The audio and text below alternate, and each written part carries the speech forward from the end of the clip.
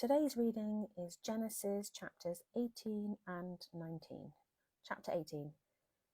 Yahweh appeared to him by the oaks of Mamre as he sat in the tent door in the heat of the day. He lifted up his eyes and looked, and saw that 3 men stood near him.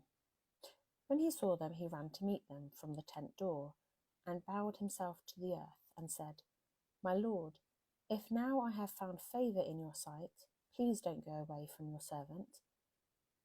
Now let a little water be fetched.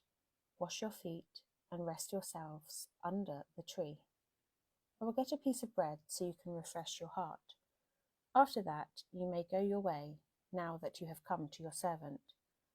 They said, "Very well, do as you have said." Abraham hurried into the tent to Sarah and said, "Quickly prepare 3 seahs of fine meal, knead it and make cakes." Abraham ran to the herd and fetched a tender and good calf and gave it to the servant. He hurried to dress it. He took butter, milk, and the calf which he had dressed and set it before them. He stood by them under the tree, and they ate. They asked him, "Where is Sarah, your wife?" He said, "There, in the tent." He said, "I will certainly return to you at about this time next year, and behold, Sarah, your wife, will have a son." Sarah heard in the tent door which was behind him. Now Abraham and Sarah were old, well advanced in age. Sarah had passed the age of childbearing.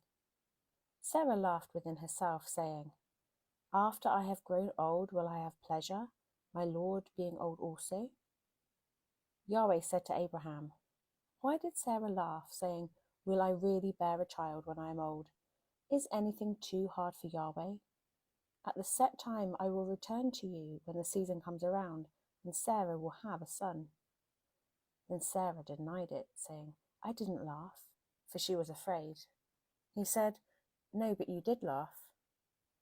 The men rose up from there and looked towards Sodom. Abraham went with them to see them on their way. Yahweh said, "Will I hide from Abraham what I do? Since Abraham will surely become a great and mighty nation, and all the nations of the earth will be blessed in him. For I have known him to the end, that he may command his children and his household after him, that they may keep the way of Yahweh, to do righteousness and justice, to the end that Yahweh may bring on Abraham that which he has spoken of him." Yahweh said, "Because the cry of Sodom and Gomorrah is great, and because their sin is very grievous, I will go down now and see whether their deeds are as bad as the reports which have come to me. If not, I will know." The men turned from there and went toward Sodom, but Abraham stood yet before Yahweh. Abraham came near and said, "Will you consume the righteous with the wicked? What if there are 50 righteous within the city? Will you consume and not spare the place for the 50 righteous who are in it? May it be far from you to do things like that, to kill the righteous with the wicked, so that the righteous should be like the wicked. May that be far from you. Shouldn't the judge of all the earth do right?" Yahweh said, "If I find in Sodom 50 righteous within the city, then I will spare the whole place for their sake." Abraham answered, "See now, I have taken it on myself to speak to the Lord, although I am dust and ashes. What if there were lack 5 of the 50 righteous? Will you destroy all the city for the lack of 5? He said, "I will not destroy it if I find 45 there." He spoke to him yet again and said, "What if there are 40 found there?" He said, "I will not do it for the 40's sake." He said, "Oh, don't let the Lord be angry, and I will speak. What if there are 30 found there?" He said, "I will not do it if I find 30 there." He said, "See now, I have taken it on myself to speak to the Lord. What if there are 20 found there?" He said, "I will not destroy it for the 20's sake." He said, "Oh, don't let the Lord be angry, and I will speak just once more. What if 10 are found there?" He said, "I will not destroy it for the 10's sake." Yahweh went his way as soon as he had finished communing with Abraham, and Abraham returned to his place. Chapter 19. The two angels came to Sodom at evening. Lot sat in the gate of Sodom. Lot saw them and rose up to meet them.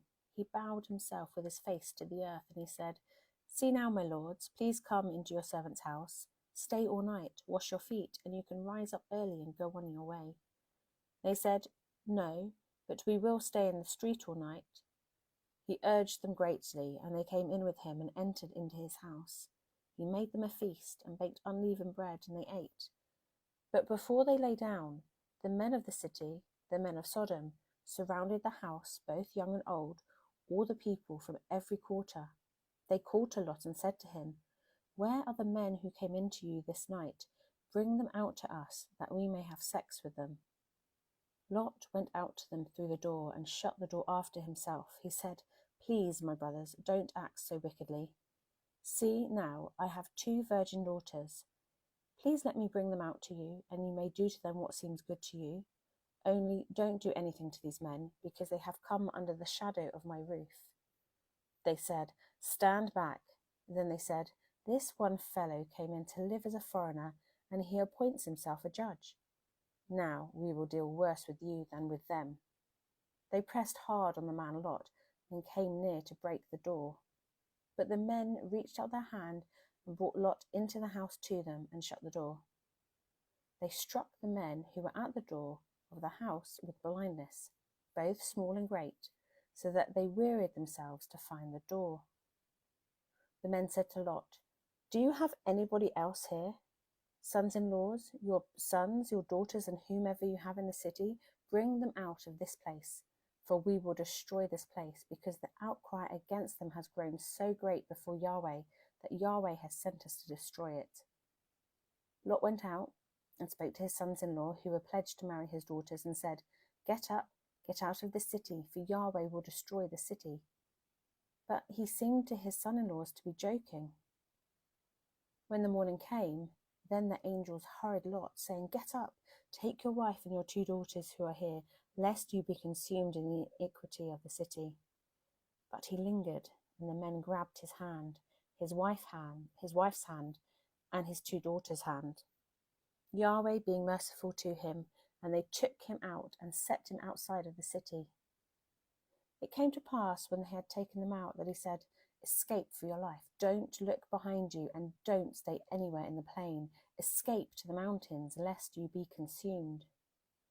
Lot said to them, "Oh, not so, my lord. See now, your servant has found favor in your sight, and you have magnified your loving kindness, which you have shown to me in saving my life. I can't escape to the mountain, lest evil overtake me and I die. See now, this city is near to flee to, and it is a little one. Oh, let me escape there. Isn't it a little one? And my soul will live." He said to him, "Behold, I have granted your request concerning this thing also, that I will not overthrow the city of which you have spoken. Hurry, escape there, for I can't do anything until we get there." Then the name of the city was called Zoar. The sun had risen on the earth when Lot came to Zoar. Then Yahweh rained on Sodom and on Gomorrah sulfur and fire from Yahweh out of the sky. He overthrew those cities, all the plain, all of the inhabitants of the cities, and that which grew on the ground. But Lot's wife looked back from behind him, and she became a pillar of salt. Abraham went up early in the morning to the place where he had stood before Yahweh. He looked toward Sodom and Gomorrah and toward all the land of the plain, and saw that the smoke of the land went up as the smoke of a furnace. When God destroyed the cities of the plain, God remembered Abraham and sent Lot out of the middle of the overthrow, when he overthrew the cities in which Lot lived. Lot went up out of Zoar and lived in the mountain, and his two daughters with him, for he was afraid to live in Zoar. He lived in a cave with his 2 daughters. The firstborn said to the younger, "Our father is old, and there is not a man in the earth to come into us in the way of all the earth. Come, let's make our father drink wine, and we will lie with him, that we may preserve our father's family line." They made their father drink wine that night, and the firstborn went in and lay with her father. He didn't know when she lay down, nor when she arose. It came to pass on the next day that the firstborn said to the younger, Behold, I lay last night with my father. Let's make him drink wine again tonight, and you go in and lie with him, that we may preserve our father's family line. They made their father drink wine that night also. The younger went and lay with him. He didn't know when she lay down, nor when she got up. Thus both of Lot's daughters were with child by their father. The firstborn bore a son and named him Moab. He is the father of the Moabites to this day. The younger also bore a son and called his name Ben-Ammi. He is the father of the children of Ammon to this day.